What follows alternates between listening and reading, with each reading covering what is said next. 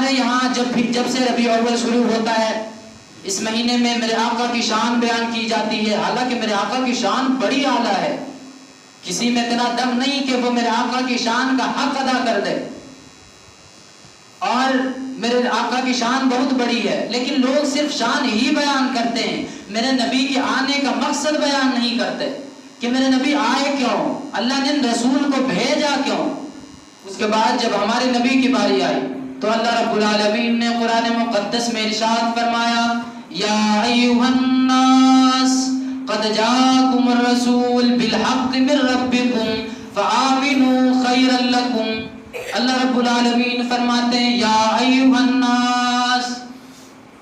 ویسے تو اللہ رب العالمین اکثر یہی فرماتے ہیں یا ایھا الذین آمنوا، اے ایمان والے، یعنی اللہ رب العالمین اپنوں سے مخاطب ہوتا ہے کہ جو مجھے رب مان چکے ہیں، اللہ رب العالمین اکثر ان سے باتیں کرتا ہے، لیکن اس آیت میں اللہ رب العالمین ساری دنیا کو مخاطب کر کے کہتا ہے میرے آسمان تلے رہنے والوں، میرے زمین پہ چلنے والوں، میرے ہواؤں سے فائدہ اٹھانے والوں، میرے سورج سے فائدہ اٹھانے والوں، میرے چاند سے فائدہ اٹھانے والوں، یا ایھا الناس قد جاءکم الرسول، ایک بات سنو، یہ تمہارا رب کہتا ہے جس کی دھرتی سے تم فائدہ اٹھاتے ہو، تم جس کے جہان میں رہتے ہو، جس کی سلطنت میں تم سانس لیتے ہو، وہ رب تم سے بات کر رہا ہے، یا ایھا الناس قد جاءکم الرسول، تمہارے پاس ایک رسول میں نے بھیجا ہے، الرسول بالحق من ربکم، جو حق لے کر آیا ہے، کہاں سے حق لے کر آیا ہے؟ من ربکم، اپنے رب کی طرف سے، اپنے نہیں تیرے رب کی طرف سے، من ربکم، یعنی تم جس کو رب مانتے ہو، کسی بھی مذاہب کے لوگ ہوں، ان سے اللہ مخاطب ہو کے کہتا ہے تم جس کو گاڈ مانتے ہو، تم جس کو بھگوان مانتے ہو، تم جس کو خدا اور رب مانتے ہو، تو وہ تم سے یہ بات کر رہا ہے کہ میں نے تمہارے پاس ایک نبی بھیجا ہے جو تمہیں بتائے گا کہ زندگی کیسے گزارنی ہے، کیونکہ اللہ رب العالمین نے جب اس کائنات کو اتنا خوبصورت بنایا ہے اور اس میں اتنا مینجمنٹ رکھا ہے، تو پھر یہ بات کیسے ہو سکتی ہے کہ اللہ رب العالمین نے پیدا کر کے ان لوگوں کو لاوارث چھوڑ دیا کہ اب تمہاری مرضی ہے، تم جیسے جینا چاہو، تم جو کرنا چاہو کرتے رہو، تمہاری زندگی ہے، یہ کیسے ہو سکتا ہے؟ ایسا نہیں ہو سکتا، کیونکہ جب بھی کسی چیز کو بنایا جاتا ہے تو اس کے پیچھے ایک مقصد ہوتا ہے،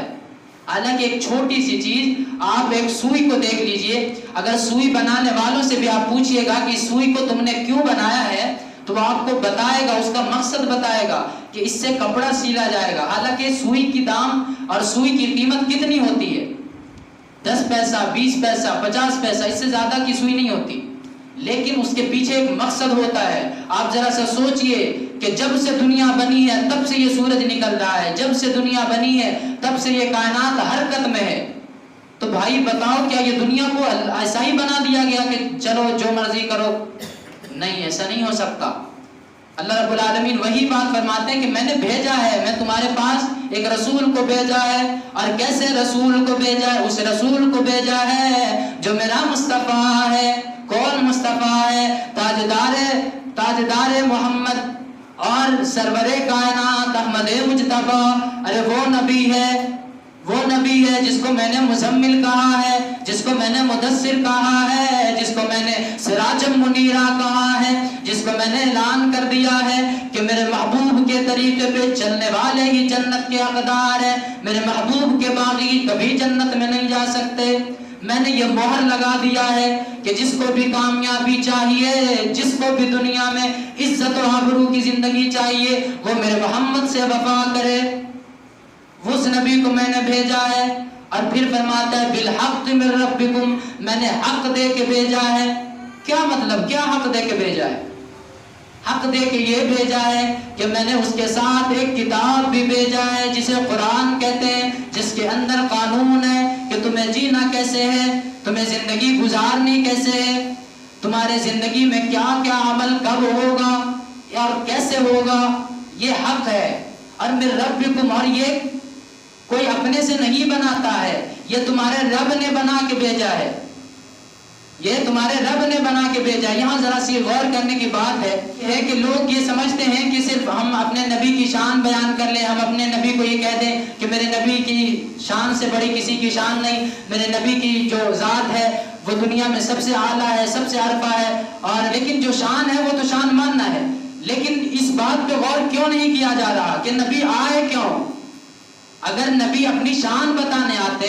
تو ذرا سا غور کرنے کی بات ہے کہ میرے نبی آنے کے بعد مکہ والوں کو یہ کہتے کہ تم مجھے امین مانو، تم مجھے صادق مانو، حالانکہ صادق تو وہ پہلے سے مانتے تھے، مکہ والے پہلے سے یہ گواہی دیتے تھے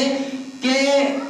میں نے آپ کے جیسا سچا دنیا میں دیکھا ہی نہیں، یعنی وہ نبی کی شان کو مانتے تھے، نبی کی عظمت کو مانتے تھے،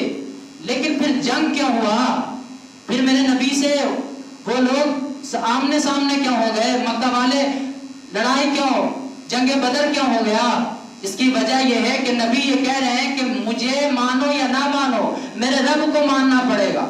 تم مجھے مانو یا نہ مانو، تمہیں یہ بات ماننی پڑے گی کہ میں جو کہتا ہوں اور جو میری شریعت ہے، جو میری سیرت ہے، وہی اصل قانون ہے، جو تمہارا رسم و رواج ہے، جو تمہارا کلچر ہے، وہ صحیح طریقہ نہیں ہے، یہ تمہیں ماننا پڑے گا۔ اسی کے لیے جنگ ہوا، اور اسی کے لیے میرے نبی نے ساری زندگی محنت کی کہ یہ ماننا پڑے گا کہ میرا طریقہ صحیح ہے، طریقہ ہے جو اللہ کے رسول کی سیرت و صورت ہے، ہر معاملے میں اسے اپنانا پڑے گا، تب ہم اللہ کے رسول کو ماننے والے ہوں گے۔ یہ بات بالکل واضح ہے کہ دو جہاں کی کامیابی گر تجھے درکار ہے، دو جہاں کی کامیابی گر تجھے درکار ہے، تھام لے تو ان کا دامن جن کا محمد نام ہے۔ اس کے علاوہ کوئی آپشن نہیں۔ اللہ تبارک و تعالی ہم سب کو کہنے سننے زیادہ عمل کرنے کی توفیق عطا فرمائے۔ وآخر دعوانا الحمدللہ رب العالمین۔